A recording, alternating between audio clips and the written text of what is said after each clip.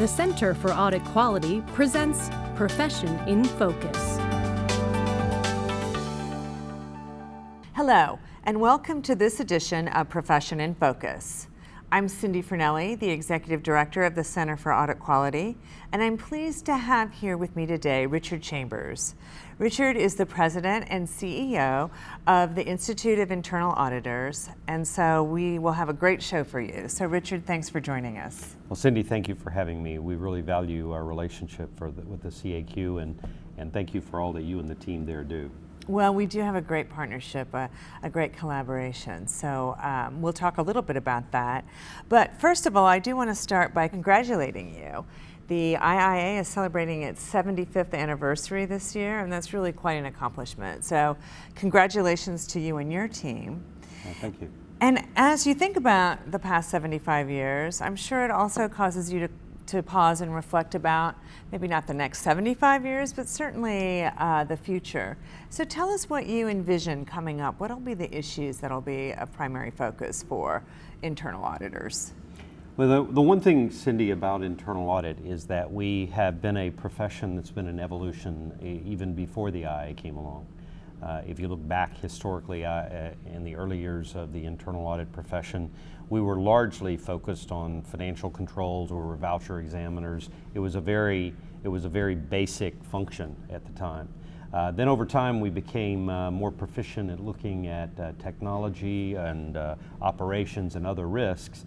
And so today the internal audit function is very multifaceted, can get into virtually any risk. So if I look at that and I sort of project ahead, what do I think the profession might look like going forward?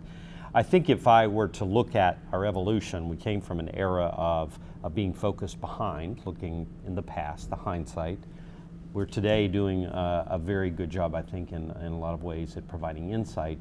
The natural evolution is foresight, being able in the future to help our key stakeholders by looking ahead, by being able to talk about what are the key risks that are likely to materialize, what's likely to happen in the organization if key control issues and risk management issues aren't addressed.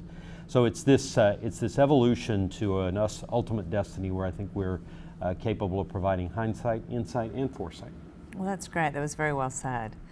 So you mentioned the collaboration and the working relationship that the IIA and the CAQ has.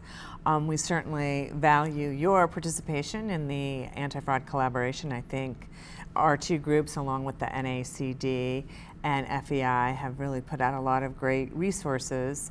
But one of the things that we focused on recently is the important relationship between internal audit and external audit. Those are two key players that I think when they partner together really make the function much stronger. What are we doing well in that partnership, and where are areas for improvement? Well, Cindy, the relationship between internal audit and external audit, I think, has been one that has long been critical to mitigate certain risks in organizations. I think it was a bankruptcy examiner report in one of the big corporate failures of the early 2000s who, in the bankruptcy examiner report, he noted that internal audit and external audit had been two ships passing in the night when it came to that company, in that neither of them was communicating with the other. Each assumed that the other was covering certain areas and that there were, in effect, then gaps that existed where certain controls were not looked at by either. So I recognize and appreciate the fierce independence that the external auditors must maintain, but there has to be communication. I'm not saying that there has to be ongoing collaboration. That might very well breach some of that independence, but there has to be communication.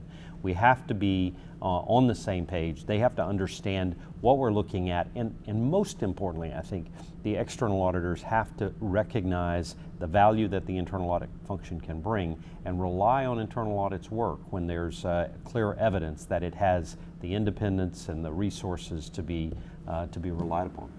Well, I certainly think that's an expectation of boards of directors, of investors, of regulators. So I look forward to continuing to strengthen that relationship. I would say that in the very early years after passage of Sarbanes-Oxley, my sense was there was a lot of apprehension on the part of the external auditors to be too forthcoming and too open and to to communicate too much.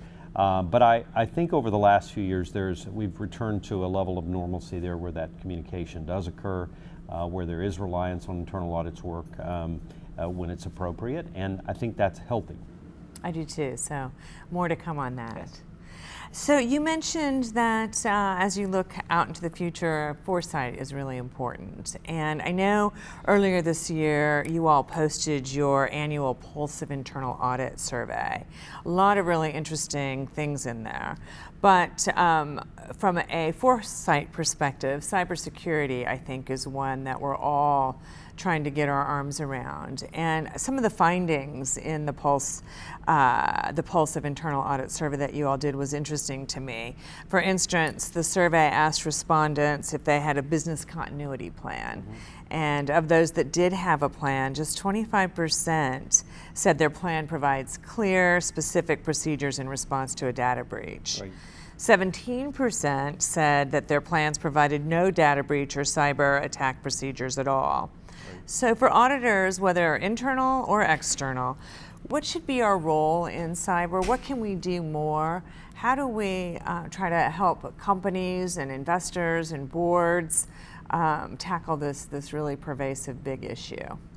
Well, Cindy, I think the statistics kind of paint the way. If you think about, well, first of all, I think anyone, whether it's an internal auditor or anyone in management or anyone, frankly, who's out there saying we are immune from cybersecurity attacks, they're wrong and they're misleading others, because no one is immune. It's not a matter of if, but a matter of when you will have some sort of cybersecurity breach.